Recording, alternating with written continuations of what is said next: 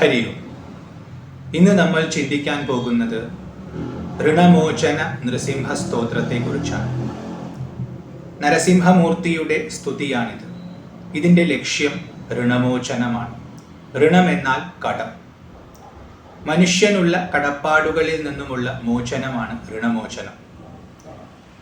ഒരു മനുഷ്യന് പ്രധാനമായും 3 ഋണങ്ങൾ ഉണ്ടെന്ന് ശാസ്ത്രങ്ങൾ പറയുന്നു. ദേവഋണം, പിതൃഋണം, ഋഷിഋണം. ഈ 3 ഋണങ്ങളുമാണ് ഓരോരുത്തരെയും ബന്ധിപ്പിക്കുന്നത്.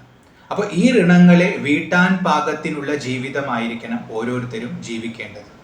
ഇതാണ് ശാസ്ത്രം നിർദ്ദേശിക്കുന്നത്. ഒരു വ്യക്തി ഒരു സ്ഥലത്ത് ജനിക്കുന്നുവെങ്കിൽ അതിന് കാരണം അവൻ്റെ കർമ്മങ്ങളുടെ ഫലങ്ങളാണ്. അതായത് പൂർവാർജിതമായ അവൻ്റെ കർമ്മങ്ങൾക്ക് തക്കതായ ഫലരൂപേണയാണ് അവന് പുതിയ ജന്മം ലഭിക്കുന്നത്. അപ്പോൾ അവന് ഏത് തരത്തിലുള്ള ദേഹമാണ് ലഭിക്കുന്നത്, അവിടുത്തെ മനസ്ഥിതി എന്താണ്, ഏത് കുലത്തിലാണ് അവൻ ജനിക്കുന്നത്, അവൻ ജനിച്ചു വീഴുന്ന വീടിൻ്റെ അവസ്ഥ എങ്ങനെയാണ്, അവനെ വളർത്തുന്നവരുടെ സ്വഭാവം എങ്ങനെയൊക്കെയാണ്, അവൻ പ്രവർത്തിക്കുന്ന പ്രവൃത്തികൾ എന്തൊക്കെയായിരിക്കും, അതിനവന് എങ്ങനെയെല്ലാമുള്ള ഫലങ്ങൾ ലഭിക്കും, എന്തെല്ലാം തടസ്സങ്ങൾ അവൻ അഭിമുഖീകരിക്കേണ്ടി വരും, ഇതെല്ലാം തീരുമാനിക്കുന്നത് അവൻ്റെ പൂർവാർജിതമായ കർമ്മങ്ങളാണ്. അപ്പോൾ ആ കർമ്മങ്ങളെ വ്യക്തമായി നോക്കി മനസ്സിലാക്കി അതിന് തക്കതായ ഫലങ്ങളെ അവന് പ്രദാനം ചെയ്യുന്ന സൂക്ഷ്മ ശക്തികളാണ് ദേവതകൾ. അപ്പോൾ ദേവതകൾ അവരുടെ പ്രവൃത്തി കൃത്യമായി ചെയ്താൽ മാത്രമേ നമുക്ക് നമ്മുടെ കർമ്മത്തിനനുസരിച്ചിട്ടുള്ള ഫലങ്ങൾ ലഭിക്കുകയുള്ളൂ. ഇപ്പോൾ പുണ്യകർമ്മം ചെയ്യുന്ന ഒരു വ്യക്തിക്ക് പാപഫലങ്ങളാണ് ലഭിക്കുന്നതെങ്കിൽ പിന്നെ അയാൾ പുണ്യം ചെയ്യാൻ ശ്രമിക്കില്ല. വ്യവസ്ഥ തന്നെ തെറ്റിപ്പോകും. അതോടുകൂടി ലോകം നാശത്തിലേക്ക് നയിക്കപ്പെടും. അപ്പോൾ ലോകം നിലനിൽക്കണമെങ്കിൽ കർമ്മവും കർമ്മത്തിൻ്റെ ഫലങ്ങളും വ്യക്തമായ ബന്ധത്തോടു കൂടി പ്രവർത്തിച്ചു കൊണ്ടിരിക്കണം. ആ ചക്രം, കർമ്മചക്രം നന്നായി കറങ്ങണം. അത് കറക്കുന്ന ശക്തിവിശേഷങ്ങളാണ് ദേവതകൾ. അതുകൊണ്ട് ജനിക്കുന്ന ഓരോരുത്തരും ദേവതകളുടെ പ്രവർത്തനത്തെ അതിൻ്റെ ഫലമായിട്ടാണ് ജനിക്കുന്നത്. അതുകൊണ്ട് തന്നെ ദേവതകളോട് അവർക്ക് ഓരോരുത്തർക്കും ഋണമുണ്ട്. അപ്പോൾ നമ്മൾ എല്ലാവരും തന്നെ ദേവതകളോട് കടപ്പെട്ടിരിക്കുകയാണ്. ഇതാണ് ദേവഋണം. ഈ ഋണം വീട്ടാനായിട്ട് നമ്മൾ യജ്ഞം നടത്തണം. നമുക്കുള്ള ഐശ്വര്യങ്ങളെല്ലാം ദേവതകളുടെ വരപ്രസാദമാണെന്ന് മനസ്സിലാക്കി ആ ശക്തിവിശേഷങ്ങളോട് കൃതജ്ഞത രേഖപ്പെടുത്തുന്ന ചടങ്ങാണ് യജ്ഞം. ഇതം ന മമ എന്ന് പറഞ്ഞുകൊണ്ട് അഗ്നിയിൽ ഹോമിച്ച് അതിൻ്റെ സൂക്ഷ്മാംശത്തെ നമ്മൾ ആ ദേവതകൾക്ക് നൽകുന്നതായി സങ്കല്പിക്കുന്നതാണ് യജ്ഞം. അത് നമുക്കുള്ള ദേവഋണത്തെ വീട്ടാൻ വേണ്ടിയാണ്. ഇങ്ങനെ പ്രവർത്തിക്കണമെന്നാണ് ശാസ്ത്രം നിർദ്ദേശിക്കുന്നത്. ഇത് കഴിഞ്ഞാൽ രണ്ടാമത്തെ ഋണം പിതൃഋണമാണ്. ഇപ്പൊ തക്കതായ ഒരു ദേഹം കണ്ടെത്തി നമുക്ക് നൽകുന്നതാണ് ദേവന്മാർ ചെയ്യുന്ന പ്രവൃത്തി. എന്നാൽ ആ ദേഹം ഉണ്ടാക്കുന്നത് പിതൃക്കളാണ്. പരമ്പരയാ ഒന്നിൽ നിന്നും മറ്റൊന്ന് എന്ന കണക്കിൽ ഓരോ ദേഹങ്ങൾ ഉദ്ഭവിച്ച് നമുക്ക് തക്കതായ ദേഹം വരുമ്പോൾ അവിടെ നമ്മെ പ്രവേശിപ്പിക്കുകയാണ്. അപ്പോൾ നമുക്ക് കിട്ടിയിട്ടുള്ള ഈ ദേഹം നമ്മുടെ പൂർവികരുടെ വരപ്രസാദമാണ്. അവരെയാണ് പിതൃക്കൾ എന്ന് വിളിക്കുന്നത്. അപ്പോൾ ആ പിതൃക്കളോട് നമുക്ക് ഋണമുണ്ട്. പിതൃക്കളോടുള്ള ഋണം പ്രധാനമായും 2 രീതിയിൽ വീട്ടാം. ഒന്നെങ്കിൽ ഗൃഹസ്ഥാശ്രമത്തിൽ പ്രവേശിച്ച് നല്ല രീതിയിലുള്ള ഒരു ജീവിതം ജീവിച്ച് പുത്രോത്പാദനം നടത്തി ആ വംശത്തെ നിലനിർത്തണം. ആ രീതിയിൽ നമുക്ക് പിതൃക്കളുടെ ഋണം വീട്ടാം. അതല്ലെങ്കിൽ അവനവൻ ആരാണെന്ന് അറിയാൻ വേണ്ടി ശ്രദ്ധയോടുകൂടി സാധന ചെയ്ത് ആത്മസാക്ഷാത്കാരത്തെ സമ്പാദിച്ച് മുക്തിയെ ആർജിക്കണം. കാരണം മുക്തി നേടുക എന്നുള്ളത് ജീവിതത്തിൻ്റെ ആത്യന്തിക ലക്ഷ്യമാണ്. അപ്പോൾ ഒരു വ്യക്തി മുക്തനായി കഴിഞ്ഞാൽ അവൻ അവൻ്റെ പരമ്പരയെ തന്നെ പരിശുദ്ധമാക്കുന്നു എന്നാണ് ശാസ്ത്രങ്ങൾ പറയുന്നത്. അപ്പോൾ ജീവൻ മുക്താവസ്ഥ കൈവരിക്കുന്നതും പിതൃക്കളോടുള്ള ഋണം വീട്ടാനുള്ള വഴിയാണ്. ഇത് രണ്ടും പോരാഞ്ഞിട്ട് പിതൃക്കളോടുള്ള ബഹുമാനത്തെ കാത്തു സൂക്ഷിക്കാൻ വേണ്ടിയിട്ടായി ശ്രാദ്ധ കർമ്മങ്ങൾ ചെയ്യണമെന്നും ശാസ്ത്രങ്ങൾ പറയുന്നു. അവർക്ക് തർപ്പണവും പിണ്ടവും സമർപ്പിച്ചുകൊണ്ട് അവരെ ഓർക്കുക. അവരുടെ എത്ര തലമുറകൾ കഴിഞ്ഞിട്ടാണ് നമുക്ക് ഈ ദേഹം ലഭിച്ചത്, എത്ര പേരുടെ പ്രയത്നം കൊണ്ടാണ് നമുക്കിത് ലഭിച്ചത് എന്ന് ഓർത്തുകൊണ്ട് ഈ ദേഹത്തിൻ്റെ മഹിമയെ ഓർക്കാനും അവരുടെ മഹിമയെ ഓർക്കാനും അതനുസരിച്ചിട്ടുള്ള ഒരു ജീവിതം ജീവിക്കാനും അത് നമ്മെ പ്രാപ്തരാക്കും. അതുകൊണ്ട് എല്ലാവരും ശ്രാദ്ധം അനുഷ്ഠിക്കണമെന്ന് ഋഷികൾ നിർദ്ദേശിക്കുന്നു. ഈ ശ്രാദ്ധമാണ് പിതൃഋണം വീട്ടാനുള്ള ഒരു വഴി. അത് കഴിഞ്ഞാൽ പിന്നെയുള്ളത് ഋഷിഋണമാണ്. ഇപ്പോൾ ദേവന്മാരുണ്ടെന്നും പിതൃക്കൾ ഉണ്ടെന്നും ഇവരോട് നമുക്കുള്ള ഋണങ്ങൾ എന്തൊക്കെയാണെന്നും എന്നൊക്കെ നമുക്ക് ഉപദേശിച്ചു തരുന്ന, നമ്മൾ ആരാണ്, എവിടെ നിന്ന് വന്നു, എങ്ങോട്ടാണ് പോകുന്നത് എന്നെല്ലാമുള്ള കാര്യത്തിൽ വ്യക്തത വരുത്തി തരുന്ന ഋഷികളോടും നമുക്ക് ഋണമുണ്ട്. അവരുടെ ദർശനങ്ങളാണ് വിദ്യയായി ലോകത്തിൽ പ്രചരിക്കുന്നത്. ആ വിദ്യയെ നമ്മൾ നന്നായി സമ്പാദിക്കണം. കാരണം അവർ അവരുടെ തപസ്സിലൂടെ നേടിയെടുത്ത അറിവ് മാനവരാശിയുടെ ഉന്നമനത്തിനു വേണ്ടിയുള്ളതാണ്. അപ്പോൾ ആ അറിവിനെ സമ്പാദിച്ചുകൊണ്ട്, ഇപ്പോൾ ഋഷികളെ, ദേവന്മാരെ കുറിച്ചും പിതൃക്കളെ കുറിച്ചുമൊക്കെ അവർ പറഞ്ഞു തന്ന അറിവ് സമ്പാദിച്ച് അതിനനുസരിച്ച് പ്രവർത്തിച്ച് നമുക്ക് നമ്മുടെ സ്വധർമ്മത്തെക്കുറിച്ചുള്ള ബോധം അവർ തന്നിട്ടുണ്ട്. അത് മനസ്സിലാക്കി അതിനനുസരിച്ച് പ്രവർത്തിച്ച് ആ അറിവിനെ നല്ല രീതിയിൽ പ്രയോഗിക്കുകയും ആ അറിവിന് അർഹമായ ആൾക്കാർക്ക് അത് പകർന്നു നൽകി ആ പരമ്പരയെ നിലനിർത്തുകയും നമ്മൾ വേണം. അപ്പൊ സ്വാധ്യായവും പ്രവർത്തനവും പ്രചാരവും ഇത് ചെയ്യുന്നതിലൂടെ നമ്മൾ ഋഷി ഋണത്തെ വീട്ടുന്നു. അപ്പോൾ ഇങ്ങനെ പ്രധാനമായും 3 ഋണങ്ങളുണ്ട്. ഈ 3 ഋണങ്ങളും വീട്ടാൻ നമ്മൾ ഓരോരുത്തരും ബാധ്യസ്ഥരാണ്. അങ്ങനെ വീട്ടി ജീവിക്കുന്നവനാണ് നന്നായി ജീവിക്കുന്നത് എന്ന് ശാസ്ത്രങ്ങൾ പറയുന്നു. അപ്പോൾ ഋണമോചനം എന്ന് പറഞ്ഞാൽ ഈ 3 ഋണത്തിൽ നിന്നുമുള്ള മോചനമായി. ഇനി ഇതല്ലാതെ സാമാന്യമായി കണക്കാക്കുന്ന ഒരു ഋണമുണ്ട്. അതിന് നമുക്ക് 4ാമത്തെ സ്ഥാനം കൽപ്പിക്കാം. അതാണ് മനുഷ്യരോടുള്ള ഋണം. ഒരുപാട് പേര് നമ്മെ സഹായിക്കുന്നുണ്ട്. ഒരുപാട് പേരുടെ സഹായം ഇല്ലാതെ ഇവിടെ ആർക്കും നിലനിൽക്കാൻ പറ്റില്ല. നേരിട്ടും അല്ലാതെയുമുള്ള അത്തരം സഹായങ്ങളെ മനസ്സിലാക്കി ഓർത്ത് അതിനെ തിരിച്ച് പ്രത്യുപകാരം ചെയ്യുന്നതാണ് 4ാമത്തെ ഋണം വീട്ടാനുള്ള വഴി. മനുഷ്യരോടുള്ള കടപ്പാട് നമ്മൾ നന്നായി വീട്ടണം. പ്രത്യുപകാരം മറക്കുന്ന പുരുഷൻ ചത്തതിനൊക്കുമേ ജീവിച്ചിരിക്കലും എന്ന് മാരുതി സുഗ്രീവനോട് പറയുന്നുണ്ട്. നമ്മളെ സഹായിക്കുന്ന ആൾക്കാർ, ആ ആൾക്കാരെ നമ്മൾ സ്മരിക്കണം. അവർ ചെയ്ത സഹായത്തെ നമ്മൾ ഓർക്കണം. അവർക്കൊരു ആവശ്യം വരുമ്പോൾ ആ സഹായം തിരിച്ചു ചെയ്തു കൊടുക്കണം.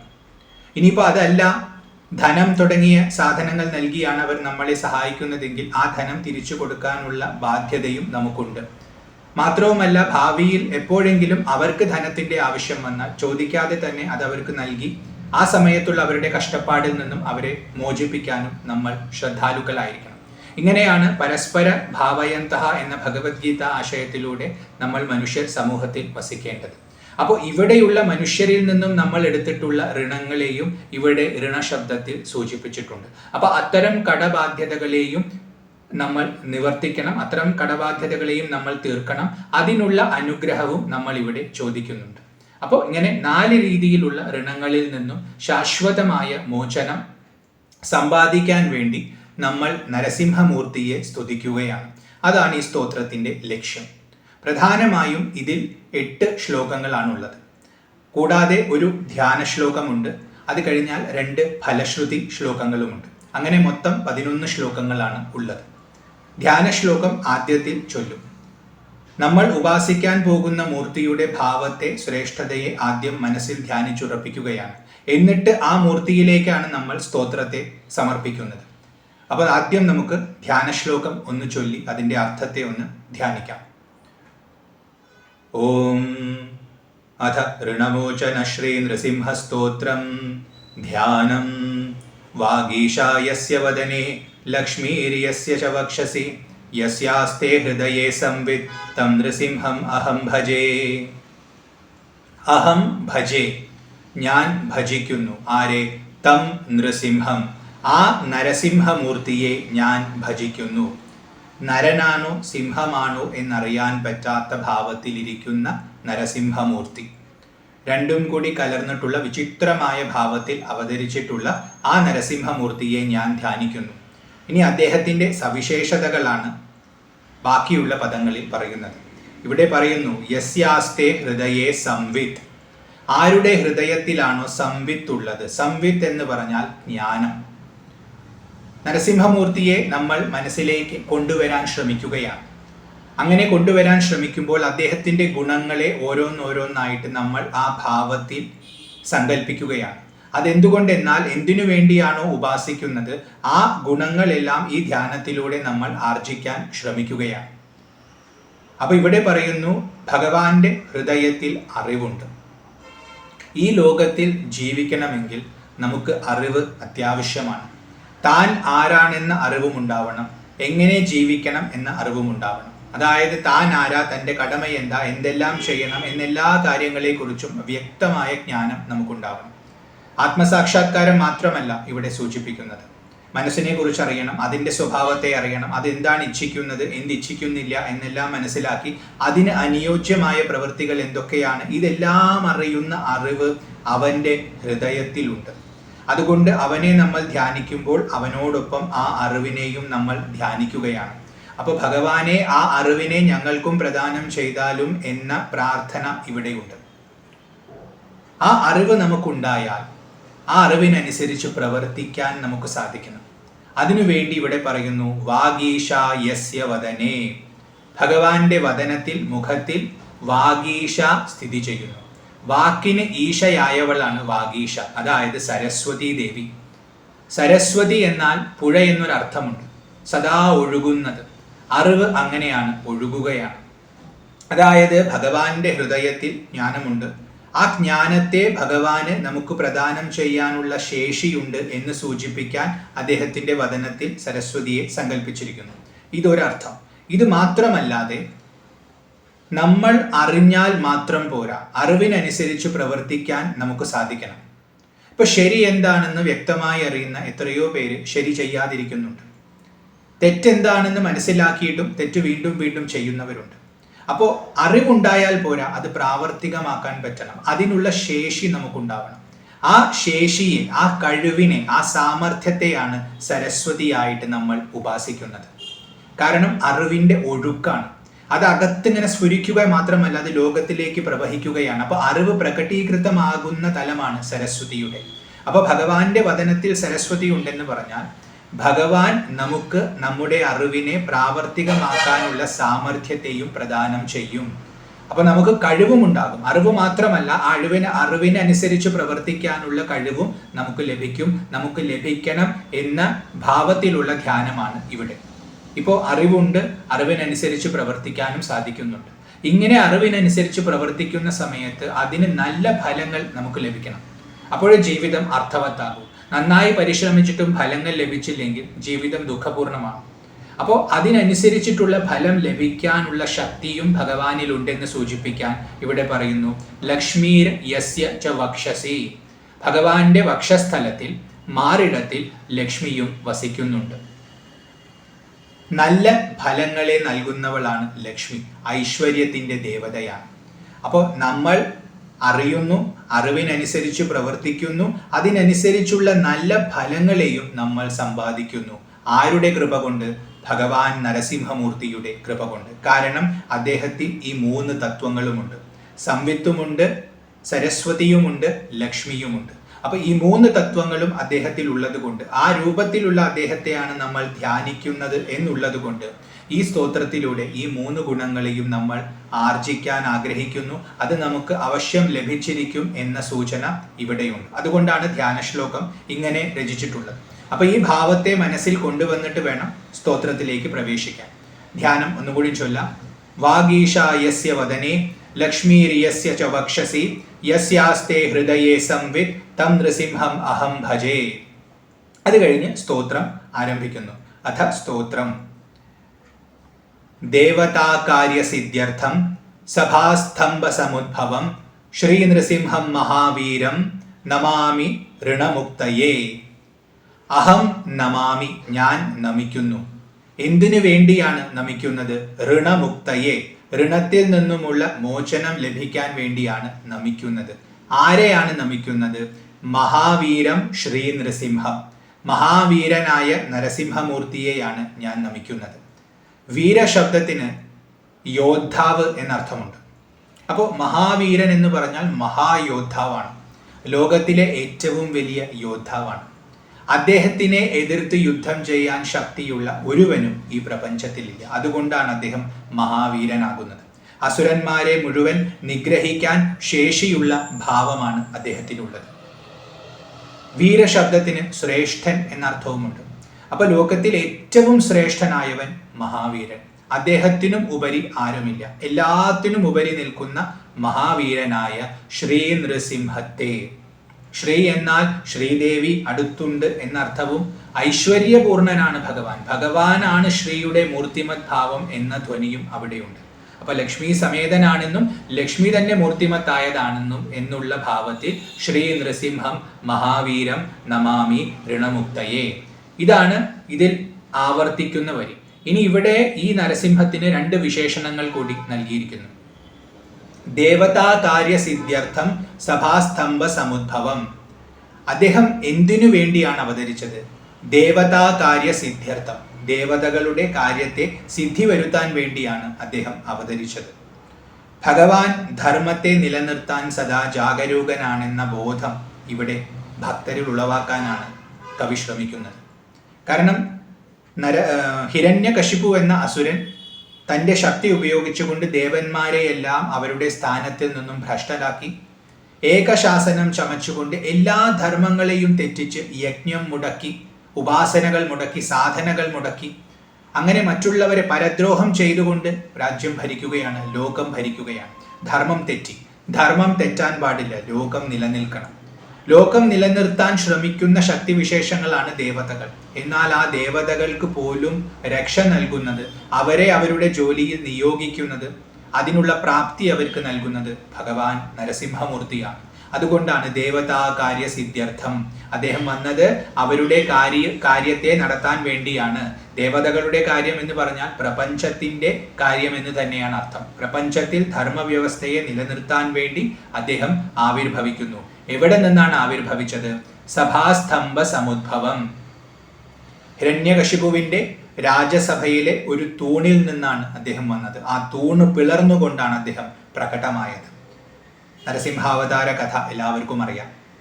ഇവിടെ തൂൺ എന്ന് പറയുമ്പോൾ ഒരു കെട്ടിടത്തെ താങ്ങി നിർത്തുന്ന താങ്ങാണ് തൂണ്. അതുപോലെ ഈ പ്രപഞ്ചത്തെ മുഴുവൻ താങ്ങി നിർത്തുന്ന പരബ്രഹ്മമാണ് ഭഗവാൻ. പരബ്രഹ്മത്തെ ആർക്കും അറിയാൻ സാധിക്കില്ല. അപ്പോൾ ആ പരബ്രഹ്മം അത് സൂക്ഷ്മ രൂപത്തിലാണ്. അത് സ്ഥൂലമായ ഒരു ഭാവം പ്രകടമാക്കിയാൽ അതാണ് സാക്ഷാത് നരസിംഹമൂർത്തി എന്നിവിടെ സൂചിപ്പിച്ചിരിക്കുന്നു. അപ്പോൾ ധർമ്മത്തെ നിലനിർത്താൻ വേണ്ടി സദാ ജാഗരൂകനായിരിക്കുന്നവനാണ് അങ്ങ് എന്ന ധ്വനി ഉണ്ടാക്കാനാണ് ഇവിടെ ഈ വിശേഷണങ്ങൾ കൊടുത്തിട്ടുള്ളത്. അപ്പോൾ എൻ്റെ ജീവിതത്തിലുമുള്ള ധർമ്മത്തെ അങ്ങ് സദാ പാലിക്കണം. ധർമ്മത്തെ പാലിക്കാനുള്ള ശേഷി എനിക്ക് നൽകണം. അതിനനുസരിച്ചിട്ടുള്ള സാഹചര്യങ്ങളും ഒരുക്കി തരണം എന്ന പ്രാർത്ഥന ഇവിടെയുണ്ട്. അപ്പോൾ ദേവകാര്യ സിദ്ധ്യർത്ഥം സഭാസ്തംഭ സമുദ്ഭവം ശ്രീ നൃസിംഹം മഹാവീരം നമാമി ഋണമുക്തയെ. ഋണത്തിൽ നിന്നുമുള്ള മോചനത്തിനായി ഞാൻ നരസിംഹമൂർത്തിയെ നമിക്കുന്നു. അടുത്തത് 2ാമത്തെ ശ്ലോകമാണ്. ലക്ഷ്മ്യാലിംഗിത വാമാങ്കം ഭക്താനാം വരദായകം ശ്രീ നൃസിംഹം മഹാവീരം നമാമി ഋണമുക്തയെ. ലക്ഷ്മി ഭഗവതി അദ്ദേഹത്തിന്റെ ഇടത്തു ഭാഗത്തിരുന്നു കൊണ്ട് അദ്ദേഹത്തെ കെട്ടിപ്പിടിച്ചിരിക്കുകയാണ്. ലക്ഷ്മി ഭഗവതി കെട്ടിപ്പിടിച്ചിരിക്കുന്നു എന്ന് പറയുമ്പോൾ തന്നെ ഭഗവാൻ ശാന്തഭാവത്തിലാണ് ഇരിക്കുന്നത് എന്ന് ഒരു ധ്വനിയുണ്ട്. ഇനി ശാന്തഭാവമാണെന്നതിലുപരി ലക്ഷ്മി ഭഗവതിയുടെ കെട്ടിപ്പിടുത്തം, ലക്ഷ്മിക്ക് എന്നും ഇളക്കമാണ് സ്വഭാവം. ചഞ്ചല സ്വരൂപയാണ് ലക്ഷ്മി. കാരണം ലക്ഷ്മി പ്രവാഹമാണ്. ഐശ്വര്യം ഒരു സ്ഥലത്തും കെട്ടി നിൽക്കപ്പെടുന്നില്ല, അതിങ്ങനെ ഒഴുകിക്കൊണ്ടേയിരിക്കും. അപ്പൊ ചഞ്ചലത്വം ലക്ഷ്മി ദേവിക്ക് നമ്മൾ കൽപ്പിക്കും. എന്നാൽ ലക്ഷ്മി ഇളകാതിരിക്കുന്നത് നരസിംഹത്തിന്റെ ഭഗവാൻ നാരായണന്റെ അടുത്താണ്. കാരണം നാരായണൻ പരമാനന്ദമാണ്, സച്ചിദാനന്ദമാണ്. ഐശ്വര്യത്തിന്റെ ഉറവിടം അവിടെയാണ്. നമ്മൾ പുറത്തെല്ലാം അന്വേഷിച്ചാലും അവസാനം നമ്മുടെ ഉള്ളിൽ ഹൃദയത്തിന്റെ അകത്ത് തന്നെ സ്ഫുരിക്കുന്ന ഈ ചൈതന്യത്തെ അറിയും. ഇതാണ് യഥാർത്ഥത്തിലുള്ള ലക്ഷ്മി. അതുകൊണ്ടാണ് അമ്മ ഇളകുന്നവളായിട്ട് പോലും ഒട്ടും ഇളക്കമില്ലാതെ ഭഗവാനെ ആലിംഗനം ചെയ്തിരിക്കുന്നത്. പിന്നെ ഭക്തന്റെ തലത്തിൽ നോക്കിയാൽ എല്ലാ ഐശ്വര്യങ്ങളും പ്രദാനം ചെയ്യും. കാരണം ലക്ഷ്മിക്ക് ഏറ്റവും പ്രിയം നരസിംഹമാണ്. ആ നരസിംഹത്തെയാണ് ഞാൻ ആശ്രയിച്ചിരിക്കുന്നത്. അപ്പോൾ ആ നരസിംഹത്തിന്റെ ആശ്രയത്തിൽ ഞാൻ വന്നതുകൊണ്ട് ആ ലക്ഷ്മി കടാക്ഷവും എനിക്ക് സ്വാഭാവികമായും ലഭിക്കും. തൻ്റെ പതിയെ സ്തുതിക്കുന്നവർ തന്നെ സ്തുതിച്ചതിന് തുല്യമാണെന്ന ഭാവമാണ്. അത്രയും അഭേദമായ ഭാവമാണ് ലക്ഷ്മിക്ക് നരസിംഹത്തോട് ഉള്ളത്. അപ്പൊ അതുകൊണ്ട് ലക്ഷ്മി കടാക്ഷവും നമുക്കുണ്ടാവണം എന്ന പ്രാർത്ഥന ലക്ഷ്മ്യാലിംഗിത വാമാങ്കം എന്ന പ്രയോഗത്തിലുണ്ട്. അത് കഴിഞ്ഞു പറയുന്നു ഭക്താനാം വരദായകം. ഭക്തന്മാർക്ക് വരത്തെ നൽകുന്നവനാണ് നരസിംഹമൂർത്തി. വരം എന്ന വാക്കുകൊണ്ട് അഭീഷ്ടം എന്ന അർത്ഥമെടുക്കാം. അപ്പോൾ ഭക്തർ എന്താഗ്രഹിച്ചിട്ടാണോ വരുന്നത് ആ ആഗ്രഹങ്ങളെ മനസ്സിലാക്കി നടത്തി കൊടുക്കുന്നവനാണ് ഭഗവാൻ. അപ്പൊ ഇവിടെ ഋണമുക്തയെ എന്നുള്ളത് കൊണ്ട് ഋണത്തിൽ നിന്നുമുള്ള മോചനം ആഗ്രഹിച്ചിട്ടാണ് ഞാൻ വന്നിട്ടുള്ളത്, അത് അങ്ങേക്കറിയാം. അതുകൊണ്ട് ആ ഋണത്തിൽ നിന്നുമുള്ള മുക്തി അങ്ങ് നൽകും എന്നെനിക്ക് ഉറപ്പാണെന്ന് സൂചിപ്പിക്കാൻ ഭക്താനാം വരദായകം. ഇനി വരശബ്ദത്തിന് ശ്രേഷ്ഠം എന്നർത്ഥമുണ്ട്. അപ്പോൾ ഏറ്റവും ശ്രേഷ്ഠമായ പദത്തെ നൽകുന്നവൻ, അതായത് ഭക്തൻ എന്ത് ആഗ്രഹിച്ചു വന്നാൽ, ഇപ്പൊ ഋണത്തിൽ നിന്നും മുക്തി ആഗ്രഹിച്ചു വന്നാൽ അതൊക്കെ കൊടുക്കും. പക്ഷെ അത് മാത്രമല്ല, ഏറ്റവും ശ്രേഷ്ഠമായ പദം, തൻ്റെ തന്നെ പദം വൈകുണ്ഠം അവന് കൊടുക്കും. അതായത് ജനന മരണ ചക്രത്തിൽ നിന്നും ശാശ്വതമായ മോചനം അവന് നൽകും. അപ്പൊ ഏറ്റവും വരമായത് നൽകുന്നവൻ ആർക്ക്? ഭക്തന്മാർക്ക്. തന്നിൽ ഭക്തി ഉണ്ടായാൽ മാത്രം മതി, മറ്റൊന്നും ഭഗവാൻ കാക്ഷിക്കുന്നില്ല. ഭക്തനോടുള്ള അദ്ദേഹത്തിന്റെ വാത്സല്യം എത്രയാണെന്ന് നമ്മൾ തുടർന്നും കാണും. അത്രയും വത്സലനാണ് ഭഗവാൻ. അപ്പൊ അതുകൊണ്ട് ഭക്താനാം വരദായകം എന്നിവിടെ പറഞ്ഞിരിക്കുന്നു. ശ്രീ നൃസിംഹം മഹാവീരം നമാമി ഋണമുക്തയേ. ലക്ഷ്മ്യാലിംഗിത വാമാങ്കം ഭക്താനാം വരദായകം ശ്രീ നൃസിംഹം മഹാവീരം നമാമി ഋണമുക്തയേ. ഋണത്തിൽ നിന്നുമുള്ള ശാശ്വതമായ മോചനത്തിന് വേണ്ടി മഹാവീരനായ ശ്രീ സമേതനായ നരസിംഹമൂർത്തിയെ ഞാൻ നമിക്കുന്നു. അടുത്തത് മൂന്നാമത്തെ ശ്ലോകമാണ്. ആന്ത്രമാലാധരം ശംഖചക്രാബ്ജായുധധാരിണം ശ്രീനൃസിംഹം മഹാവീരം നമാമി ഋണമുക്തയേ. ഇവിടെ ആദ്യം പറയുന്നത് ആന്ത്രമാലാധരം എന്നാണ്. ആന്ത്രം എന്നാൽ കുടൽമാല.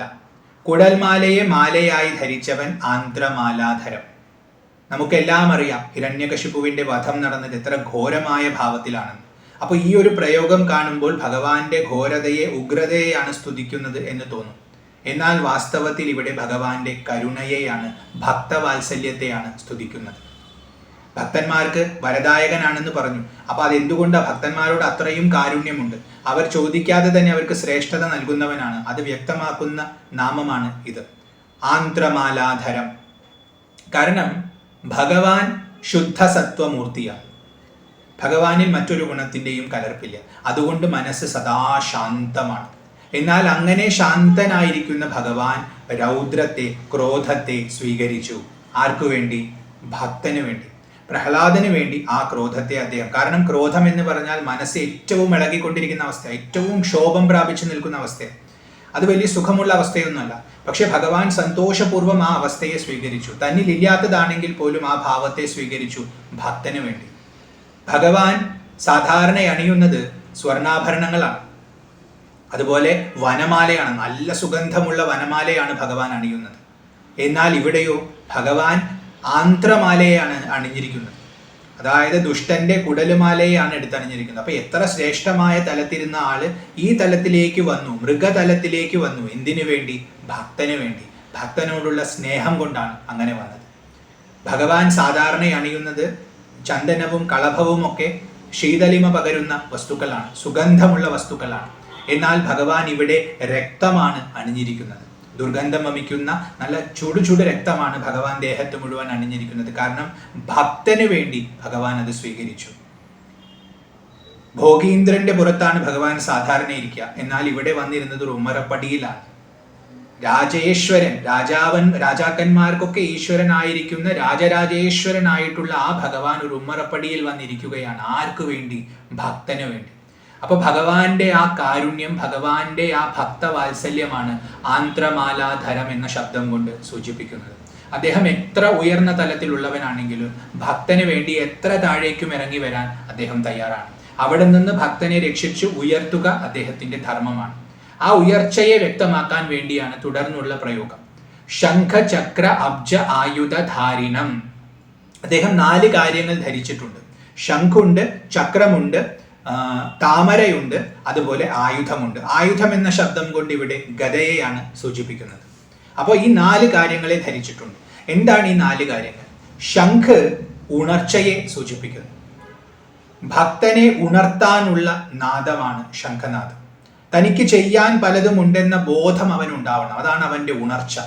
ആ ഉണർവ്, അതായത് ഇപ്പൊ നേരത്തെ പറഞ്ഞ ഋണങ്ങളൊക്കെ അവനുണ്ടെന്ന് മനസ്സിലാക്കി, അത് വീട്ടേണ്ടതുണ്ടെന്ന് മനസ്സിലാക്കി, ജീവിതം ശ്രേഷ്ഠമായി ജീവിക്കണം എന്നൊക്കെയുള്ള ബോധം അവനിൽ ഉദിപ്പിക്കുന്നതാണ് ശംഖനാദം. അങ്ങനെയുള്ള ബോധം ഉദിപ്പിച്ചു കഴിഞ്ഞാൽ പിന്നെ അവനെ കൊണ്ട് പ്രവർത്തിപ്പിക്കണം, നല്ല രീതിയിൽ പ്രവർത്തിപ്പിക്കണം. ആ പ്രവൃത്തിയെയാണ് ചക്രം സൂചിപ്പിക്കുന്നത്. അതായത് അവൻ ഉണർവ് മാത്രമല്ല, ആ ഉണർവിനനുസരിച്ചിട്ടുള്ള കർമ്മം ചെയ്യും. അത് ചെയ്യിപ്പിക്കുന്നത് ഭഗവാനാണ്. അങ്ങനെ കർമ്മം ചെയ്യുന്ന സമയത്ത് ആ കർമ്മത്തിൽ അവൻ ഒട്ടലുണ്ടാവാൻ പാടില്ല. കർമ്മത്തിൽ ഒട്ടലുണ്ടായാൽ കർത്തൃത്വവും ഭോക്തൃത്വവും ഉണ്ടാവും. അപ്പൊ അവൻ ചെയ്യുന്നു എന്ന ധ്വനി ഉണ്ടാവും, അതിനനുസരിച്ചുള്ള ഫലങ്ങൾ അവൻ നേടണം. അപ്പൊ വീണ്ടും ദേവതമാർ അവന് പുതിയ ദേഹം കൊടുക്കും, വീണ്ടും ജനിക്കണം, വീണ്ടും മരിക്കണം, ഇതിങ്ങനെ തുടർന്നുകൊണ്ടിരിക്കും. ഋണങ്ങൾ കൂടി കൂടി കൂടി വരും. എന്നാൽ ഒട്ടലില്ലാതെ പ്രവർത്തിക്കാൻ അവന് സാധിച്ചാൽ പിന്നെ അവന് കർമ്മഫലങ്ങൾ ഒന്നും ഏൽക്കില്ല, മോചനത്തിന് അത് വഴിതെളിക്കും. അപ്പോൾ ആ ഒട്ടലില്ലായ്മയെ സൂചിപ്പിക്കുന്നു അബ്ജം, അതായത് താമര. അതായത് ഡിറ്റാച്ച്മെന്റിനെ ഭഗവാൻ പ്രദാനം ചെയ്യും, നിസ്സംഗതയെ പ്രദാനം ചെയ്യും. അങ്ങനെ നിസ്സംഗമായി അവൻ നന്നായി കർമ്മം ചെയ്തുകൊണ്ടിരിക്കുമ്പോൾ പല തടസ്സങ്ങളും അവന് വരും. ആ വിഘ്നങ്ങളെയെല്ലാം അടിച്ചു തെറിപ്പിച്ചുകൊണ്ട് അവന്റെ വഴിയെ വ്യക്തമാക്കി കൊടുക്കാൻ ആയുധത്തെ ഭഗവാൻ ധരിച്ചിരിക്കുന്നു, ഗദയെ ധരിച്ചിരിക്കുന്നു. അപ്പൊ ഈ രീതിയിൽ അവൻ പ്രവർത്തിക്കണമെന്ന ബോധമുണ്ടാക്കും, ശംഖിലൂടെ പ്രവർത്തിപ്പിക്കും, ചക്രത്തിലൂടെ നിസ്സംഗത നൽകും, പത്മത്തിലൂടെ അവന്റെ വഴിയിലുള്ള വിഘ്നങ്ങളെല്ലാം അകറ്റി വഴി സുഗമമാക്കും, ആയുധത്തിലൂടെ, ഗദയിലൂടെ. ഇങ്ങനെ ഭക്തനോട് കരുണയുള്ള, ഭക്തൻ നന്നാവണമെന്ന് അത്രയും അധികം ആഗ്രഹമുള്ളത് കൊണ്ടാണ് ഭഗവാൻ ആന്ത്രമാലയും ധരിച്ച് ഇങ്ങനെ ജാഗരൂകനായിരിക്കുന്നത്. അങ്ങനെയുള്ള നരസിംഹമൂർത്തിയെ ഞാൻ നമിക്കുന്നു. എന്തിനു വേണ്ടി? ഋണമുക്തിക്ക് വേണ്ടി എന്നിവിടെ പറയുന്നു. ആന്ത്രമാലാധരം ശംഖചക്രാബ്ജായുധധാരിണം ശ്രീനൃസിംഹം മഹാവീരം നമാമി ഋണമുക്തയേ. അടുത്തത് 4-ാമത്തെ ശ്ലോകമാണ്. സ്മരണാത് സർവപാപഘ്നം കദ്രുജ വിഷനാശനം ശ്രീനൃസിംഹം മഹാവീരം നമാമി ഋണമുക്തയേ. സ്മരണാത് സർവപാപഘ്നം. പാപങ്ങൾ ചെയ്താൽ അതിൻ്റെ ഫലം അനുഭവിക്കണം. അതിൽ നിന്നും രക്ഷ നേടണമെങ്കിൽ പ്രായശ്ചിത്തം ചെയ്യണം. പ്രായശ്ചിത്തം എന്തൊക്കെയാണെന്ന് ശാസ്ത്രങ്ങൾ പരിശോധിച്ചാൽ വളരെ വലിയ വലിയ കർമ്മങ്ങളാണ് നിർദ്ദേശിച്ചിട്ടുള്ളത്. ഒരുപാട് കാര്യങ്ങൾ ചെയ്താലാണ് ചെയ്ത പാപത്തിൽ നിന്നൊക്കെ മോചനം ലഭിക്കുക. എന്നാൽ ഇവിടെ കവി പറയുന്നു സ്മരണാത് സർവപാപഘ്നം. ഭഗവാൻ നരസിംഹമൂർത്തിയുടെ സ്മരണ കൊണ്ട് തന്നെ എല്ലാ പാപങ്ങളെയും ഭഗവാൻ ഇല്ലാതെയാക്കും, നശിപ്പിക്കും, പൊടിച്ചു കളയും. ഏതുപോലെയാണോ ഹിരണ്യകശിപുവിനെ വധിച്ചത്, അതുപോലെ നമ്മുടെ ഉള്ളിലുള്ള എല്ലാ പാപങ്ങളെയും ഭഗവാൻ വധിക്കും. വെറും സ്മരിച്ചാൽ മാത്രം മതി. സ്മരിക്കുമ്പോൾ ആ മൂർത്തി നമ്മുടെ മനസ്സിൽ ആവിർഭവിക്കുന്നുണ്ട്. സ്മരണയുടെ ശക്തിയെ പലപ്പോഴും ഭക്തർ മനസ്സിലാക്കുന്നില്ല. വെറുതെ ഒരു രൂപത്തെ അല്ല നമ്മൾ സ്മരിക്കുന്നത്, ആ രൂപത്തോടൊപ്പം ഒരു ചൈതന്യത്തെയാണ് നമ്മൾ മനസ്സിലേക്ക് കൊണ്ടുവരുന്നത്. അപ്പൊ ഭഗവാന്റെ രൂപത്തെ, നാമത്തെ, മഹിമയെ, അദ്ദേഹത്തിന്റെ കീർത്തിയെ ഒന്ന് മനസ്സിൽ സ്മരിച്ചാൽ ആ സ്മരണ മാത്രയിൽ തന്നെ എല്ലാ പാപങ്ങളും ഇല്ലാതെയാകും. കാരണം എല്ലാ പാപങ്ങളെയും ദഹിപ്പിക്കുന്ന അഗ്നി സമാനനാണ് ഭഗവാൻ. ഭഗവാൻ എവിടെ ആവിർഭവിക്കുന്നുവോ അവിടെ പിന്നെ പാപമില്ല. ചെയ്തു പോയ പാപങ്ങൾ ഇല്ലാതെയാകും. അപ്പൊ പിന്നെ അതിന്റെ ഫലം അനുഭവിക്കേണ്ട. പുതിയതായി പാപങ്ങൾ ചെയ്യാനുള്ള വാസനയും ഇല്ലാതെയാകും. അപ്പൊ ഇനി ഭാവിയിൽ ഒരിക്കലും ദുഃഖിക്കേണ്ട. അങ്ങനെ പരിശുദ്ധി പരിപൂർണമായി ഭഗവാൻ വരുത്തി കൊടുക്കും, വെറും സ്മരണ മാത്രം കൊണ്ട്. അപ്പൊ ഭക്തൻ ചെയ്യേണ്ടത് ഇത്ര മാത്രമേ ഉള്ളൂ, ഭഗവാനെ നിത്യം സ്മരിക്കുക. അത് കഴിഞ്ഞു പറയുന്നു കദ്രുജ വിഷനാശനം. കദ്രുജ എന്ന് പറഞ്ഞാൽ കദ്രുവിന്റെ മക്കൾ. കദ്രുവിന്റെ മക്കൾ എന്ന് പറഞ്ഞാൽ നാഗന്മാര്. നാഗന്മാരുടെ വിഷത്തെ ഇല്ലാതെയാക്കുന്നവനാണ്. ഇവിടെ എല്ലാ പാപങ്ങളെയും ഇല്ലാതെയാക്കുന്നവനാണെന്ന് പറഞ്ഞു. ആ പാപങ്ങൾ ചെയ്യാനുള്ള വാസനയെയാണ് ഇവിടെ നാഗസ്വരൂപത്തിൽ സങ്കല്പിച്ചിട്ടുള്ളത്. കാരണം പാപം നമ്മൾ ഇല്ലാതെയാക്കിയാലും അത് ചെയ്യണമെന്ന വാഞ്ച ഉള്ളിലുണ്ടെങ്കിൽ വീണ്ടും നമ്മൾ പാപകർമ്മങ്ങൾ ചെയ്യും. അപ്പോൾ ആ വാസനയെ ഇവിടെ നമുക്ക് നാഗങ്ങളായി സങ്കല്പിച്ചാൽ ആ വാസനയിൽ നിന്നും നമുക്ക് മോചനത്തെ നൽകും. ആ വാസനയെ ഭഗവാൻ ഇല്ലാതെയാക്കും. അതുകൊണ്ട് കദ്രുജ വിഷനാശനം. നാഗങ്ങളെ നമുക്ക് അജ്ഞാനമായിട്ട് കണക്കാക്കാം. അപ്പോൾ അജ്ഞാനത്തെ ഇല്ലാതെയാക്കും, നമുക്ക് ജ്ഞാനത്തെ പ്രദാനം ചെയ്യും. ജ്ഞാനമുണ്ടായാൽ തന്നെ പുണ്യപാപങ്ങൾ വേർതിരിച്ചറിയാനും പുണ്യങ്ങൾ ചെയ്യാനും പാപം ചെയ്യാതിരിക്കാനും ചെയ്യുന്ന പുണ്യം നിസ്സംഗമായി ചെയ്യാനും ഒക്കെ നമുക്ക് സാധിക്കും. അപ്പൊ അതുകൊണ്ട് ജ്ഞാനത്തെ നൽകുന്നവൻ, അജ്ഞാനത്തെ ഇല്ലാതെയാക്കുന്നവൻ എന്ന അർത്ഥത്തിൽ കദ്രുജ വിഷനാശനം. ഇനി സർപ്പങ്ങളെ, നാഗങ്ങളെ നമുക്ക് രോഗങ്ങളായിട്ടും സങ്കല്പിക്കാം. പൊതുവെ അങ്ങനെ ഒരു ഭാവം ഉണ്ട് നാഗങ്ങൾക്ക്. അപ്പൊ രോഗങ്ങളെയെല്ലാം ഇല്ലാതെയാക്കി, കാരണം നമ്മൾ ചെയ്തിട്ടുള്ള പാപങ്ങൾ, അതിൻ്റെ കർമ്മഫലങ്ങളെ എല്ലാം ഇല്ലാതെയാക്കുമ്പോൾ നമ്മുടെ ദേഹത്തിന് പലപ്പോഴും അതിൻ്റെ ഫലമായി രോഗങ്ങൾ വരാറുണ്ട്, പാപങ്ങളുടെ ഫലമായിട്ട്. അപ്പോൾ ഉള്ള പാപങ്ങളെയൊക്കെ ഇല്ലാതെയാക്കുമ്പോൾ ഇപ്പോഴുള്ള ഫലങ്ങളെയും ഇല്ലാതെയാക്കുമെന്ന് സൂചിപ്പിക്കാൻ, അതായത് ദേഹത്തുള്ള രോഗങ്ങളെയും ഒക്കെ ഇല്ലാതെയാക്കുമെന്ന് സൂചിപ്പിക്കാൻ കദ്രുജ വിഷനാശനം എന്ന് പറഞ്ഞിരിക്കുന്നു. ഇനി കദ്രുവിൽ നിന്ന് ജനിച്ചിട്ടുള്ള വിഷം എന്നർത്ഥമെടുക്കാം. കദ്രുവിൽ നിന്നും ജനിച്ചിട്ടുള്ളത് കാപഠ്യമാണ്. കാരണം കദ്രു വിനതയെ കൊടുക്കാൻ വേണ്ടി കപടത കാണിച്ചു. ഉച്ചൈശ്രവസ് എന്ന കുതിരയുടെ വാല് കറുത്തതാണെന്ന് തെളിയിക്കാൻ മക്കളെ പ്രേരിപ്പിച്ചു. അങ്ങനെ കള്ളത്തരം കാണിച്ചിട്ടാണ് ജയിച്ചത്. അപ്പോൾ ജീവിതത്തിലുള്ള കാപഠ്യങ്ങളെ നമുക്കൊരു വിഷമായി സങ്കല്പിച്ചാൽ അത് കദ്രുവിൽ നിന്ന് ജനിച്ചതാണല്ലോ. കദ്രു അത് കാണിച്ചു. അപ്പോൾ അതുപോലെയുള്ള കാപഠ്യം നമ്മളും കാണിക്കാറുണ്ട്. ഉള്ളിലൊന്നും പുറത്തൊന്നും കാണിക്കുന്നതാണ് യഥാർത്ഥത്തിൽ കാപഠ്യം. നമുക്കറിയാം, അപ്പൊ കദ്രുവിനറിയാം അതിന്റെ വാല് വെളുത്തിട്ടാണ്, അത് താൻ കറുപ്പിച്ചതാണെന്ന്. പക്ഷെ പുറമേക്ക് അത് കറുത്തിട്ടാണെന്ന് സമർത്ഥിക്കുന്നു. അപ്പൊ ഉള്ളിലൊന്നും പുറത്തൊന്നുമുള്ള ആ കാപഠ്യത്തെ നമുക്ക് കദ്രുജ വിഷമായിട്ട് കണക്കാക്കാം. അതിനെ ഭഗവാൻ ഇല്ലാതെയാക്കും. നമ്മൾ അകത്ത് എങ്ങനെയാണോ പുറത്ത് അങ്ങനെ ഇരിക്കണം. അതുകൊണ്ടാണ് ശ്രേയാൻ സ്വധർമ്മോ വിഗുണഃ എന്ന് പറയുന്നത്. വിഗുണമാണെങ്കിലും സ്വധർമ്മം ശ്രേയസ്കരമാണ്, ശ്രേഷ്ഠമാണെന്ന് ഭഗവത്ഗീതയിൽ കൃഷ്ണൻ പറയും. അപ്പൊ നമ്മൾ നന്നായി ജീവിക്കണം എന്ന് പറഞ്ഞാൽ നമ്മുടെ സ്വധർമ്മം എന്താണോ, അകത്ത് എങ്ങനെയാണോ പുറത്ത് അങ്ങനെ ആയിരിക്കണം. അപ്പോഴേ ഉള്ള വാസനകൾ തീരുള്ളൂ. അപ്പൊ നല്ല രീതിയിൽ പ്രവർത്തിക്കാൻ, സത്യസന്ധമായി പ്രവർത്തിക്കാനുള്ള ശേഷിയെ ഭഗവാൻ നൽകും എന്ന് സൂചിപ്പിക്കാൻ വേണ്ടിയും കദ്രുജ വിഷനാശനം എന്ന് വിളിച്ചിരിക്കുന്നു. അങ്ങനെയുള്ള മഹാവീരനായ നരസിംഹമൂർത്തിയെ ഞാൻ ഋണമുക്തിക്കായിക്കൊണ്ട് നമസ്കരിക്കുന്നു. സ്മരണാത് സർവപാപഘ്നം കദ്രുജ വിഷനാശനം ശ്രീ നൃസിംഹം മഹാവീരം നമാമി ഋണമുക്തയേ. അടുത്തത് 5-ാമത്തെ ശ്ലോകമാണ്. സിംഹനാദേന മഹത ദിഗ്വിദിഗ് ഭയനാശനം ശ്രീ നൃസിംഹം മഹാവീരം നമാമി ഋണമുക്തയേ. സിംഹനാദേന മഹത, മഹത്തരമായിട്ടുള്ള സിംഹനാദത്താൽ. ഭഗവാൻ നരസിംഹഭാവത്തിലാണ്. ഭഗവാൻ ഗർജിക്കുന്നതിനെയാണ് ഇവിടെ സൂചിപ്പിക്കുന്നത്. അസുരന്മാരെ മുഴുവൻ നിഗ്രഹിക്കാൻ ശേഷിയുള്ള ഗർജനമാണ്. അസുര സ്ത്രീകൾ ഗർഭം ധരിച്ചിട്ടുണ്ടെങ്കിൽ അതുപോലും അലസിപ്പോകുന്ന അത്രയും ശക്തിയുള്ള ഗർജനമാണെന്ന് നാരായണ കവചത്തിൽ പറയുന്നുണ്ട്. ആ ഭാവത്തിലാണ് ഭഗവാന്റെ ഗർജനം. ആ ഗർജനത്തിന് അത്രയും ദിവ്യത്വമുണ്ട്. ധ്യാനിക്കാൻ പറ്റിയ ഗർജനമാണ് നരസിംഹമൂർത്തിയുടെ ഗർജനം. അതിന് മന്ത്രസമാനമായ ശക്തിയുണ്ട്. മന്ത്രം തന്നെയാണ് ആ ഗർജനം. അപ്പോൾ അത്രയും മഹത്തായിട്ടുള്ള സിംഹനാദത്താൽ ദിക് വിദിക് ഭയനാശനം, ദിക്കുകളിലുള്ള വിദിക്കുകളിലുള്ള ഭയത്തെ നശിപ്പിക്കുന്നവൻ. ദിക്ക് എന്ന് പറഞ്ഞാൽ കിഴക്ക്, പടിഞ്ഞാറ്, വടക്ക്, തെക്ക്, ഇങ്ങനെ 4 ദിക്കുകൾ. ഇതിനിടയിൽ വരുന്നതാണ് വിദിക്കുകൾ. അതായത് വടക്ക് കിഴക്ക്, വടക്ക് പടിഞ്ഞാറ്, തെക്ക് കിഴക്ക്, തെക്ക് പടിഞ്ഞാറ്, ഇങ്ങനെ ദിക്കുകളും വിദിക്കുകളുമായിട്ട് 8 ഉണ്ട്. അപ്പൊ നമുക്ക് ചുറ്റും എവിടെ നിന്ന് ഭയം വന്നാലും ആ ഭയത്തെ ഇല്ലാതെയാക്കുന്ന, നശിപ്പിക്കുന്നവനാണ് ഭഗവാൻ. എങ്ങനെയാണ് നശിപ്പിക്കുന്നത്? സിംഹനാദത്താൽ, തൻ്റെ മഹത്തരമായ സിംഹനാദത്താൽ നമ്മുടെ എല്ലാ ഭയത്തെയും നശിപ്പിക്കുന്നവനാണ് ഭഗവാൻ. ആ സ്തംഭം പിളർന്നുകൊണ്ട് ആവിർഭവിച്ചപ്പോൾ ആദ്യം ചെയ്തത് ഗർജനമാണ്. ആ ഗർജനം കേട്ട സമയത്ത് എല്ലാ ദുഷ്ടന്മാരും വിറച്ചുപോയി. പക്ഷെ ഭക്തനായ പ്രഹ്ലാദന്റെ മനസ്സിൽ ആനന്ദമാണ് ഉണ്ടായത്. കാരണം അതൊരു ഓർമ്മപ്പെടുത്തലാണ്, ഞാനുണ്ട് ഈ ലോകത്തിൽ, എൻ്റെ ഭക്തർക്ക് ഒരു നാശവും ഇല്ല. നമേ ഭക്ത പ്രണശ്യതി എന്ന തൻ്റെ വാക്ക് ഓർമ്മപ്പെടുത്തുകയാണ് ഭക്തർക്ക് ഭഗവാന്റെ ആ ഗർജനം. അപ്പൊ സാധാരണക്കാർക്ക്, ദുഷ്ടന്മാർക്കൊക്കെ ഭയമുണ്ടാക്കുന്ന ആ ശബ്ദം ഭഗവാനെ സംബന്ധിച്ചിട്ട്, ഭക്തരെ സംബന്ധിച്ചിട്ട് ഒരു ആശ്വാസവാക്കാണ്. ഒരു മന്ത്രശബ്ദം കേൾക്കുന്നതിൻ്റെ കുളിർമയാണ്. അവർക്ക് ആനന്ദമാണ് അതുണ്ടാക്കുന്നത്. അവരെ രക്ഷിക്കാനുള്ള നാദമാണത്. സിംഹശബ്ദത്തിന് ശ്രേഷ്ഠം എന്ന അർത്ഥമുണ്ട്. അപ്പൊ ശ്രേഷ്ഠമായ നാദമാണ്, മഹത്തരമായ നാദമാണ് എന്നും ഭഗവാന്റെ നാദത്തിനെ ഇവിടെ വിശേഷിപ്പിച്ചിരിക്കുന്നു. ഏറ്റവും ശ്രേഷ്ഠമായ നാദം, ഏറ്റവും ശ്രേഷ്ഠമായ നാദം ഏതെന്ന് ചോദിച്ചാൽ അത് പ്രണവം തന്നെയാണ്. അപ്പൊ പ്രണവസമാനമായ ഗർജനമാണ് ഭഗവാന് എന്ന ധ്വനിയും ഇവിടെയുണ്ട്.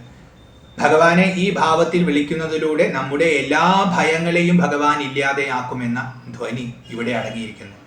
അതുകൊണ്ട് അങ്ങനെയുള്ള മഹാവീരനായ ശ്രീ നരസിംഹമൂർത്തിയെ ഞാൻ നമിക്കുന്നു, ഋണത്തിൽ നിന്നും ശാശ്വതമായ മോചനം നേടാൻ വേണ്ടി.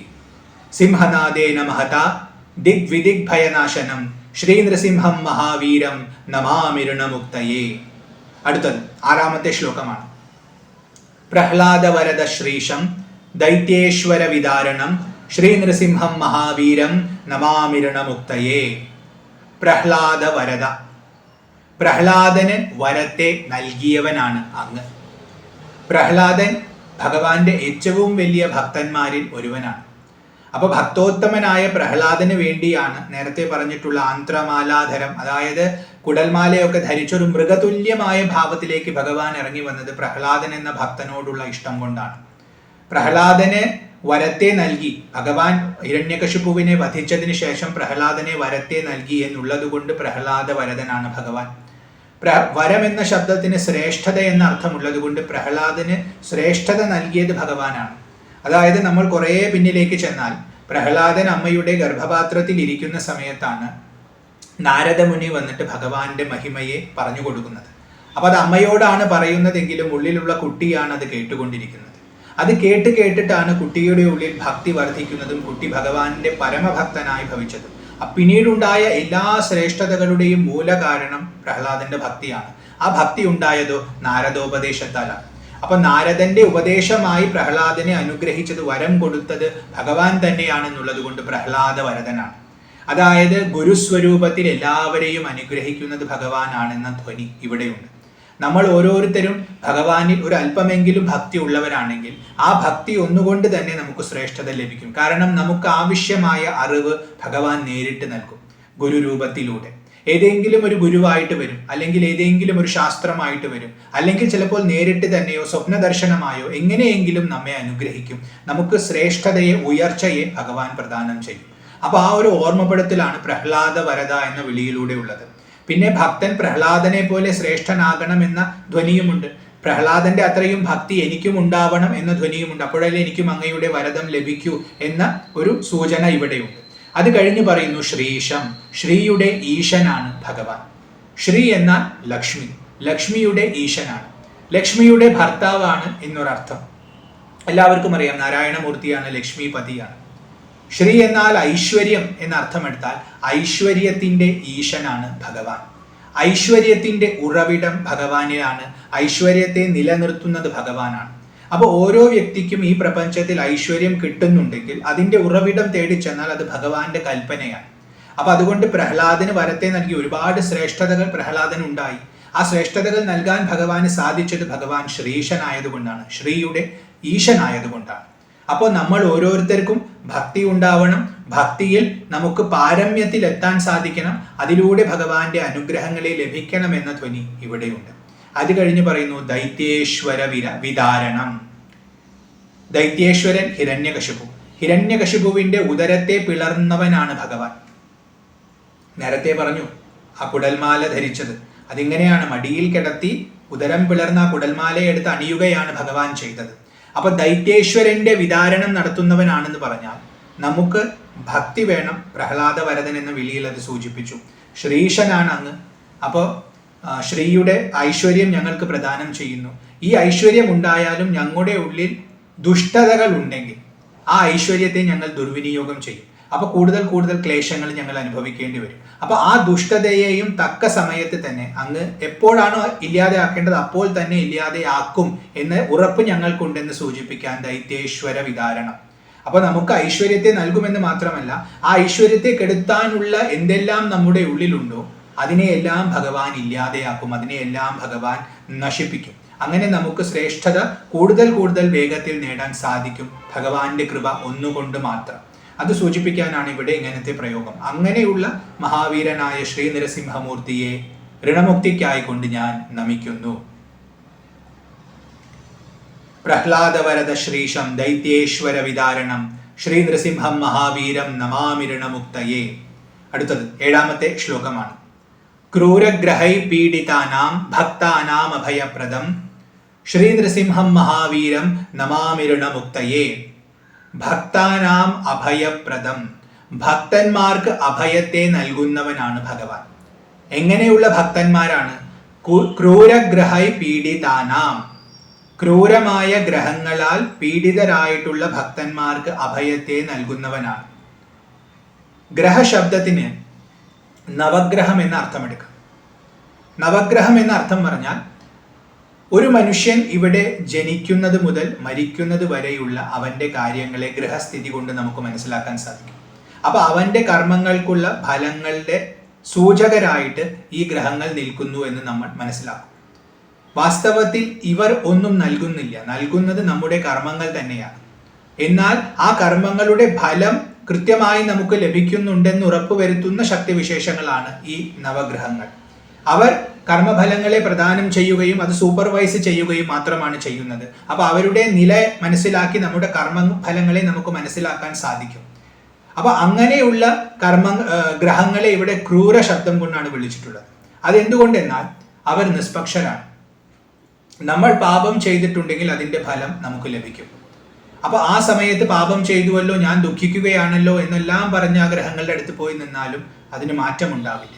എന്താണോ നമുക്ക് അർഹതപ്പെട്ടത് അത് നമുക്ക് നൽകും. അപ്പൊ അതിന്റെ പ്രവൃത്തി അജ്ഞനായ നമുക്ക് ക്രൂരതയായിട്ട് തോന്നാം. അതുകൊണ്ട് ക്രൂരഗ്രഹ ശബ്ദം ഇവിടെ പറഞ്ഞിരിക്കുന്നു. അപ്പൊ ആ ഗ്രഹപീഡ എന്ന് പറഞ്ഞാൽ നമ്മുടെ കർമ്മത്തിന്റെ ഫലങ്ങളെ അനുഭവിക്കുമ്പോൾ ഉണ്ടാകുന്ന ഭയത്തിൽ നിന്നും നമുക്ക് അഭയത്തെ ഭഗവാൻ നൽകും. ഇനി ഗ്രഹശബ്ദത്തിന് ദുർഭൂതം എന്ന അർത്ഥമുണ്ട്. സൂക്ഷ്മമായ ചില ശക്തികളാണിവ. പ്രത്യേകിച്ചും കുട്ടികളെയാണ് ഇത് ഉപദ്രവിക്കുക. അങ്ങനെ ഈ പ്രപഞ്ചത്തിലുള്ള പല ശക്തികളുണ്ട്. പൂതനയൊക്കെ അതിന്റെ ഉദാഹരണമാണെന്ന് ഭാഗവതം പറയും. അപ്പൊ അങ്ങനത്തെ ശക്തികൾ സൂക്ഷ്മ രൂപത്തിൽ ഇങ്ങനെ ചരിക്കുന്നുണ്ടാവും. അവരുടെ ബാധ നമ്മൾ കേൾക്കുന്നുണ്ട്. അവർ ക്രൂരന്മാര് തന്നെയാണ്. കാരണം ഒട്ടും ദയയില്ലാത്തവരാണ്. മറ്റുള്ളവരെ വേദനിപ്പിക്കുന്നതിൽ ആനന്ദം കണ്ടെത്തുന്ന ശക്തികളാണ്. അപ്പൊ അങ്ങനത്തെ ശക്തികൾ ഇവിടെ ഉണ്ടെങ്കിൽ, അവരുടെ ബാധ നമുക്ക് ഏൽക്കുന്നുണ്ടെങ്കിൽ, കാരണം ഓരോ ഭക്തനും ഈ പ്രപഞ്ചത്തിൽ തന്നെയാണ് ജീവിക്കുന്നത്. ഇവിടെയുള്ള എല്ലാ ദുഷ്ടതകളെയും അവൻ അഭിമുഖീകരിക്കണം. അപ്പൊ അങ്ങനത്തെയുള്ള ഗ്രഹങ്ങളിൽ നിന്നുമുള്ള പീഡ അവൻ ഏൽക്കുന്നുണ്ടെങ്കിൽ, അപ്പോൾ തന്നെ വന്ന് ആ ഗ്രഹങ്ങളെ നശിപ്പിച്ച് അതിന്റെ ക്രൂരതയെ അവസാനിപ്പിച്ച് അവന് അഭയത്തെ ഭഗവാൻ നൽകും. ഭക്തി ഒന്ന് മാത്രമുണ്ട്. അതാണ് ഭക്താനാം അഭയപ്രദം എന്ന് പറയുന്നത്. ഭക്തി ഒന്ന് മാത്രമുണ്ടെങ്കിൽ അഭയം ഭഗവാൻ നൽകിയിരിക്കും. ഇനി ഗ്രഹശബ്ദത്തിന് ഇന്ദ്രിയം എന്ന അർത്ഥമുണ്ട്. അപ്പൊ ക്രൂരമായ ഇന്ദ്രിയങ്ങളുടെ പീഡ.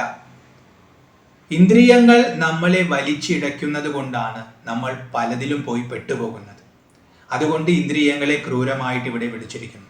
അത് അതിൻ്റെതായ രുചിക്ക് അനുസരിച്ച് ഓരോ ദിക്കിലേക്ക് പോകും. അതിൻ്റെ അനന്തര ഫലം എന്താണെന്നൊന്നും ഇന്ദ്രിയങ്ങൾ ചിന്തിക്കാറേയില്ല. ഇന്ദ്രിയങ്ങൾക്ക് അതിനുള്ള ശേഷിയില്ല.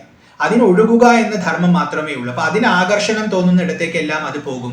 ഒറ്റയ്ക്ക് പോവില്ല, മനസ്സിനെയും വലിച്ചിഴച്ചു കൊണ്ടുപോകും. അപ്പൊ അങ്ങനെ നമ്മൾ പല പ്രവൃത്തിയും ചെയ്യും, പല അനുഭവങ്ങളും നേടും. ഇതെല്ലാം നമുക്ക് ഒരുപാട് കഷ്ടതകളെ പ്രദാനം ചെയ്യും. ആ കഷ്ടതകളെ എല്ലാം ഇല്ലാതെയാക്കി ഇന്ദ്രിയങ്ങളെ അടക്കി അതിനെ നിലക്കി നിർത്തി നമ്മുടെ മനസ്സിന് ശാന്തത നൽകി നമുക്കകത്ത് അഭയത്തെ പ്രദാനം ചെയ്യുന്നവനായതുകൊണ്ട് ക്രൂരഗ്രഹൈ പീഡിതാനാം ഭക്താനാം അഭയപ്രദം എന്നിവിടെ പറഞ്ഞിരിക്കുന്നു. അങ്ങനെയുള്ള മഹാവീരനായ നരസിംഹമൂർത്തിയെ ഞാൻ നമിക്കുന്നു ഋണത്തിൽ നിന്നുമുള്ള മോചനത്തിനായിക്കൊണ്ട്. ക്രൂരഗ്രഹൈ പീഡിതാനാം ഭക്താനാം അഭയപ്രദം ശ്രീ നൃസിംഹം മഹാവീരം നമാമി ഋണമുക്തയേ. അടുത്തത് 8ാമത്തെ ശ്ലോകമാണ്. വേദവേദാന്ത യജ്ഞേശം ബ്രഹ്മരുദ്രാദിവന്ദിതം ശ്രീ നൃസിംഹം മഹാവീരം നമാമി ഋണമുക്തയേ. വേദവേദാന്ത യജ്ഞേശം, വേദത്തിൻ്റെയും വേദാന്തത്തിൻ്റെയും യജ്ഞത്തിൻ്റെയും ഈശനായിരിക്കുന്നവൻ. വേദമെന്നാൽ മന്ത്രങ്ങളെയാണ് ഇവിടെ സൂചിപ്പിക്കുന്നത്. സംഹിതകളിലുള്ള മന്ത്രങ്ങൾ. ആ മന്ത്രങ്ങളുടെ സാരത്തെ അറിയുന്നതാണ് വേദാന്തം. ആ സാരം അനുസരിച്ചുകൊണ്ട് പ്രവർത്തിക്കുന്നതാണ് യജ്ഞം. അതായത് വേദത്തിലെ മന്ത്രങ്ങളെ നമ്മൾ പഠിക്കണം, മനനം ചെയ്യണം. അങ്ങനെ മനനം ചെയ്ത് അതിൻ്റെ സാരത്തെ ഗ്രഹിക്കണം. ആ ഗ്രഹിച്ചതിനനുസരിച്ച് നമ്മൾ പ്രവർത്തിക്കണം ഈ ലോകത്തിൽ. അപ്പോൾ വേദാന്ത യജ്ഞം, ഇത് മൂന്നിനും ഈശനാണ് ഭഗവാൻ. അതായത് വേദത്തിലെ മന്ത്രങ്ങളെ നമുക്ക് ഭഗവാൻ പ്രദാനം ചെയ്യും, അതിൻ്റെ സാരത്തെ നമുക്ക് ബോധിപ്പിച്ചു തരും, അതിനനുസരിച്ച് നമ്മെ കൊണ്ട് പ്രവർത്തിപ്പിക്കുകയും ചെയ്യും. അപ്പൊ അത്രയും കരുണ ഭഗവാന് ഭക്തരോടുണ്ട്. നമുക്ക് ഭക്തി ഒന്ന് മാത്രം ഉണ്ടായാൽ മതി. ഇതെല്ലാം നമുക്ക് ആ ഭക്തിയിലൂടെ തന്നെ സമ്പാദിക്കാൻ സാധിക്കും. ബ്രഹ്മരുദ്രാദിവന്ദിതം, ബ്രഹ്മാവും രുദ്രനും മറ്റു ദേവതകളും സദാ ഭഗവാനെ വന്ദിച്ചുകൊണ്ടിരിക്കുന്നു. പ്രപഞ്ചത്തെ സൃഷ്ടിക്കുന്നവനാണ് ബ്രഹ്മാവ്, പ്രപഞ്ചത്തെ ലയിപ്പിക്കുന്നവനാണ് രുദ്രൻ. ഈ രണ്ട് പ്രവൃത്തികളും ഇതിനകത്തുള്ള എല്ലാത്തിനെയും ബാധിക്കുന്നു. എന്നാൽ ഇതിനതീതമായി നിൽക്കുന്ന, ഇത് രണ്ടും ചെയ്യുന്ന ഇവർക്കും അതീതമായി നിൽക്കുന്ന പൊരുളാണ്, പരബ്രഹ്മസ്വരൂപനാണ് ഭഗവാൻ നരസിംഹമൂർത്തി. ആ ആദിനാരായണനെ ആശ്രയിച്ചിട്ടാണ് ഇവരെല്ലാം പ്രവർത്തിക്കുന്നത്. അതുകൊണ്ട് ഇവരെല്ലാം ഭഗവാനെ വന്ദിക്കുന്നു. അപ്പോൾ നമുക്ക് വേദാന്ത യജ്ഞങ്ങൾ പ്രദാനം ചെയ്യുന്ന ഈശനാണെന്ന് പറഞ്ഞു. അതിനുള്ള കാരണം ഇതിനെല്ലാം അതീതമായി നിൽക്കുന്ന ആ മോക്ഷസ്വരൂപനും ഭഗവാൻ തന്നെയാണ്. അപ്പോൾ യജ്ഞങ്ങൾ, മന്ത്രങ്ങൾ ആരെയാണോ സ്തുതിക്കുന്നത്, ആ സ്തുതിക്കുന്നവർ പോലും ആരെയാണോ ആശ്രയിക്കുന്നത് അവനാണ് അങ്ങ് എന്നാണ് ഇവിടെ സൂചിപ്പിക്കുന്നത്. അതുകൊണ്ട് വേദവേദാന്ത യജ്ഞേശം ബ്രഹ്മരുദ്രാദിവന്ദിതം ശ്രീ നൃസിംഹം മഹാവീരം നമാമി ഋണമുക്തയേ. ഋണത്തിൽ നിന്നുമുള്ള ശാശ്വതമായ മോചനത്തിനു വേണ്ടി ഞാൻ മഹാവീരനായ ശ്രീ നരസിംഹമൂർത്തിയെ നമിക്കുന്നു. അടുത്തത് ഇനി 2 ശ്ലോകങ്ങൾ ഫലശ്രുതിയാണ്. പ്രധാന സ്തോത്രം 8 കഴിഞ്ഞു. 9ാമത്തെ ശ്ലോകമാണ്. ഇത്തം യഃ പഠതേ നിത്യം ഋണമോചന സിദ്ധയേ അനൃണോ ജായത്തെ ശീഘ്രം ധനം വിപുലമാപ്നുയാത്. ഇത്തം യഃ പഠതേ നിത്യം, ആരാണോ ഈ സ്തോത്രത്തെ ശ്രദ്ധയോടുകൂടി ദിവസവും പഠിക്കുന്നത്, ഋണമോചന സിദ്ധയെ, എന്തിനു വേണ്ടിയാണ് പഠിക്കുന്നത്? ഋണത്തിൽ നിന്നുമുള്ള മോചനം ലഭിക്കാൻ വേണ്ടിയാണ് പഠിക്കുന്നത്.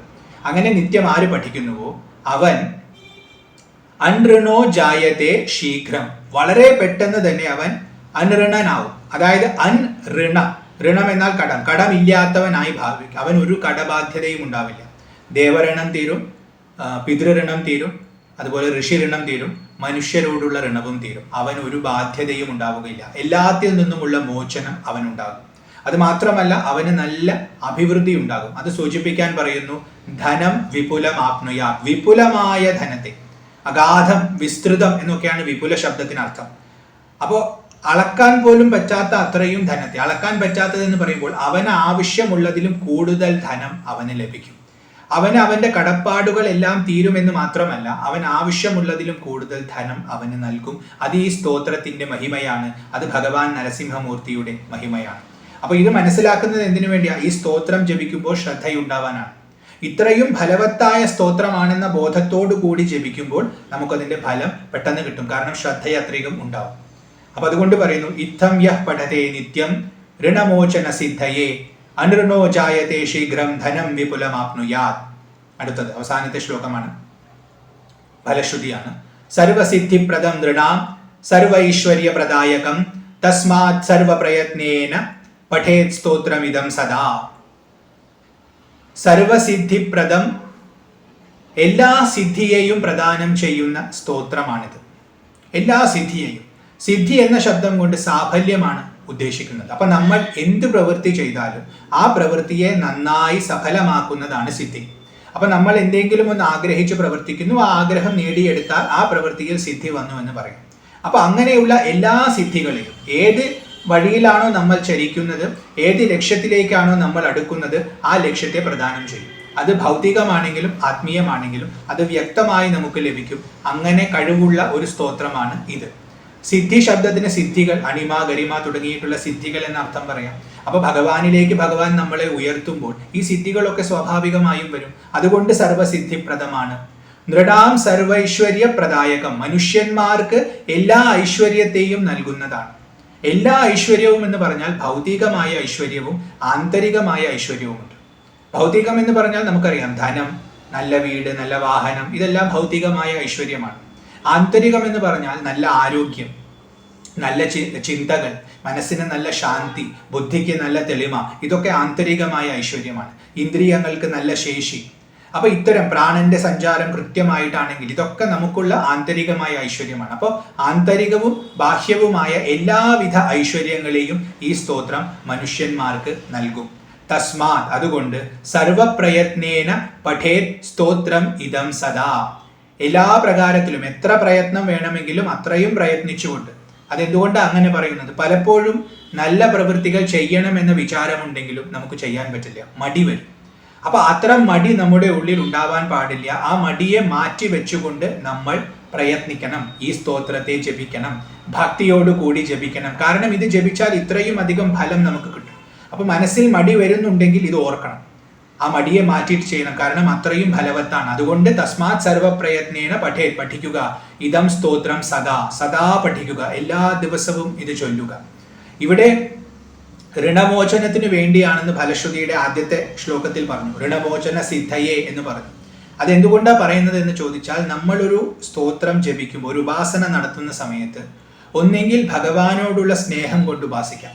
അവിടെ നമ്മൾ ഒന്നും ആഗ്രഹിക്കുന്നില്ല, ആ ആനന്ദം മാത്രം നുകരാൻ വേണ്ടിയാണ് സ്തുതിക്കുന്നത്. അങ്ങനത്തെ സ്തുതികൾ ഒരുപാടുണ്ട്. എന്നാൽ അതേ സ്തുതികൾ തന്നെ നമുക്ക് ലക്ഷ്യം വെച്ചുകൊണ്ടും സ്തുതിക്കാം. ഇന്ന ആവശ്യത്തിന് വേണ്ടി സ്തുതിക്കുന്നു, കാരണം ആ ആവശ്യം ഒരു പക്ഷേ വളരെ അധികം നമ്മെ ബുദ്ധിമുട്ടിക്കുന്നുണ്ടാവും.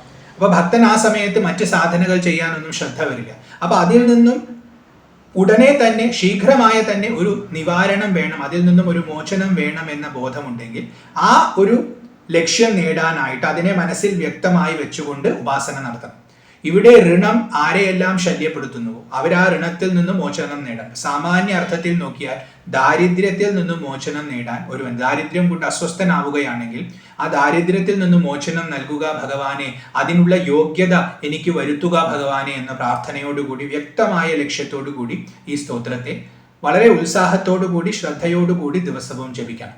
അങ്ങനെ ജപിക്കുന്ന സമയത്ത് ഭഗവാൻ പെട്ടെന്ന് തന്നെ പ്രസാദിക്കുകയും ആ ദാരിദ്ര്യത്തിൽ നിന്നും സമ്പൂർണമായ മോചനം, സമ്പൂർണം എന്ന് പറയുമ്പോൾ ഇനി പിന്നീട് ഒരിക്കലും ദാരിദ്ര്യം ഉണ്ടാവുകയില്ല, ഉള്ളതെല്ലാം തീരും, പിന്നീട് അങ്ങോട്ട് സമ്പദ് സമൃദ്ധിയായിരിക്കും, അങ്ങനത്തെ ഒരു തലം ഭഗവാൻ പ്രദാനം ചെയ്യും. അപ്പൊ അത് ഓർത്തുകൊണ്ട് ഈ സ്തോത്രത്തെ നമ്മൾ ജപിക്കണം. അതുകൊണ്ടാണ് ഇവിടെ സർവസിദ്ധിപ്രദം നൃണാം സർവ ഐശ്വര്യ പ്രദായകം തസ്മാത് സർവ പ്രയത്നേന പഠേത് സ്തോത്രമിതം സദാ ഇത് ഋണമോചന ശ്രീ നൃസിംഹ സ്തോത്രം സമ്പൂർണം.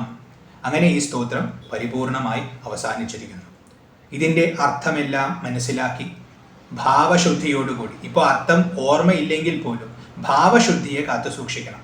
ഞാൻ നരസിംഹമൂർത്തിയെയാണ് മനസ്സിലേക്ക് കൊണ്ടുവരുന്നത് എന്ന ഭാവമുണ്ടാവണം.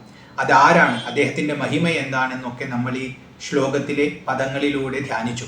ആ മഹിമയെ എല്ലാം ഓർത്തുകൊണ്ട് ആ ഭാവത്തിൽ ഭഗവാനെ നമ്മുടെ മനസ്സിലേക്ക് കൊണ്ടുവരണം. അങ്ങനെ കൊണ്ടുവന്ന് ഭഗവാന് സ്തുതി രൂപത്തിൽ ഈ അർച്ചനയെ കൊടുക്കണം. ഓരോ ശ്ലോകവും ഒരു പൂവ് പോലെ ഭഗവാന്റെ പാദങ്ങൾ ഇങ്ങനെ അർച്ചിച്ചു കൊടുക്കണം. അങ്ങനെ ശ്രദ്ധയോടുകൂടി ചെയ്യുന്ന സമയത്ത് ഭഗവാന്റെ സാന്നിധ്യം നമ്മുടെ ഉള്ളിൽ ഉറയ്ക്കും. ഭഗവാൻ ഉണ്ടെങ്കിൽ അവിടെ ഐശ്വര്യവും ഉണ്ടാവും, നമുക്ക് ജീവിതത്തിൽ ശ്രേഷ്ഠത കൈവരിക്കാനും സാധിക്കും, എല്ലാ അഭിവൃദ്ധിയും നമുക്കുണ്ടാകും. അപ്പോൾ ആ ഭാവത്തിൽ ഈ സ്തോത്രത്തെ ജപിക്കാൻ ശ്രമിക്കുക. അതിനുള്ള ഭാഗ്യം ആ ഭഗവാൻ നരസിംഹമൂർത്തി ലക്ഷ്മി സമേതനായിരിക്കുന്ന ആ ഭഗവാൻ നമുക്ക് എല്ലാവർക്കും നൽകട്ടെ എന്ന് പ്രാർത്ഥിച്ചുകൊണ്ട് ഈ സ്തോത്രത്തിൻ്റെ എളിയമായ വ്യാഖ്യാനം ആ ഭഗവാൻ നരസിംഹമൂർത്തിയുടെ തൃപ്പാദങ്ങളിൽ സമർപ്പിക്കുന്നു. കൃഷ്ണ ഗുരുവായൂരപ്പ നാരായണ ഹരി ഓം.